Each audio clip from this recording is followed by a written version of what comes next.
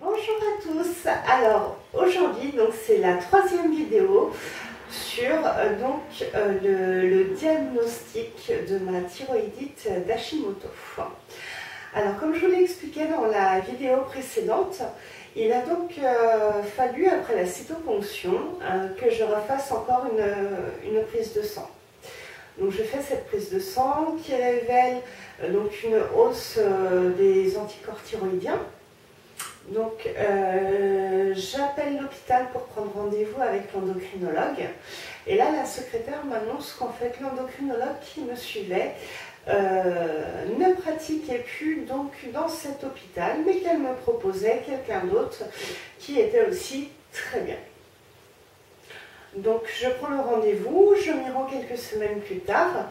Donc pour le coup, comme c'était un nouvel endocrinologue que je voyais pour ma part, même si c'était dans le même hôpital, j'ai préféré rapporter donc tous les documents, donc toutes les prises de sang, l'échographie, la cytoponction, enfin résultat de la cytoponction plutôt. Et donc elle me fait reparler, voilà, elle me demande quels sont les maux que j'avais. Donc je lui dis que ça n'avait pas énormément changé en fait en près d'un an, que j'avais régulièrement des maux de tête, que j'étais fort constipée et aussi énormément de, comment dire, des crampes en fait. Oui, voilà, c'est ça. Des crampes, mais que c'était gérable. Donc elle palpe quand même mon cou et elle me dit donc effectivement, je vous confirme, vous avez bien une thyroïdite d'Hashimoto. Donc ce qui fait que maintenant, dès demain matin, vous allez prendre du Levothyrox 50, donc qui est l'hormone T4 en fait. Elle dit le but c'est qu'en fait Hashimoto est en train de détruire votre thyroïde. En fait ce sont vos propres anticorps qui reçoivent une mauvaise information et qui prennent votre thyroïde pour une menace, qui donc l'attaque. Votre thyroïde à se protéger entre guillemets en fait à l'aide d'un goitre, et goitre qui est donc aussi nodulaire.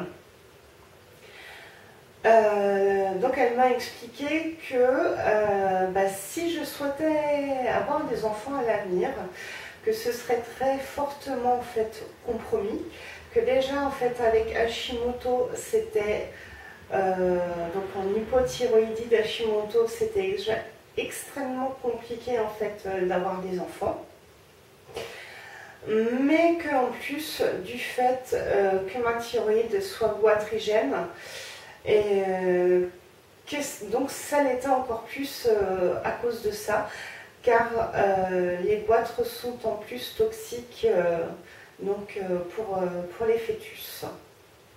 Et donc quoi qu'il en soit, qu'il y avait énormément de chances pour que même si j'arrive à tomber enceinte, je ne mène pas cette grossesse à terme pour différentes raisons.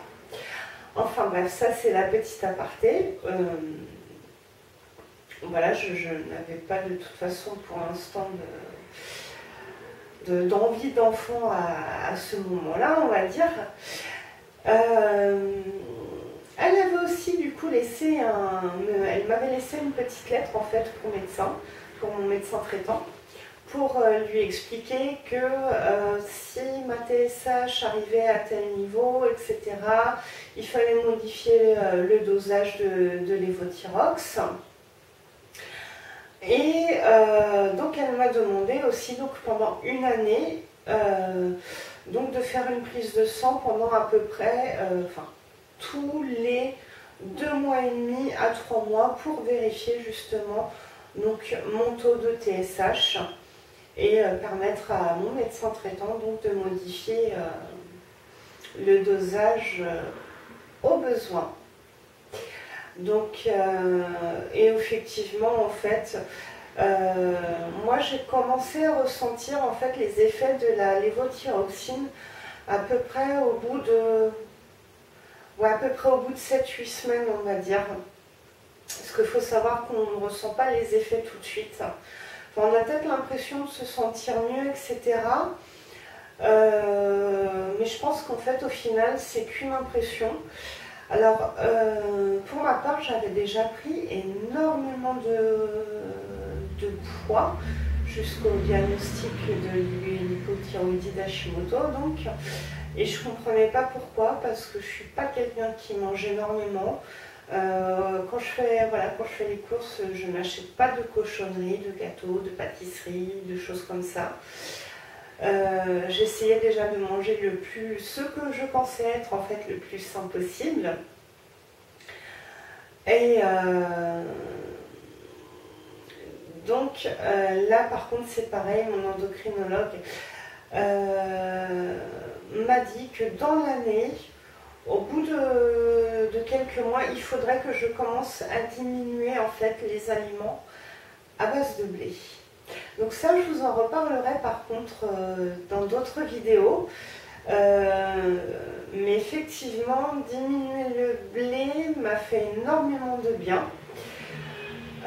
Lorsque je l'ai revu la fois d'après, là par contre, donc ça a été une certitude par rapport au blé, que ça avait été... que c'est une des choses qu'il faut que j'évite en fait maintenant dans mon alimentation. Mais bon, comme je vous le disais, on en reparlera dans une autre vidéo.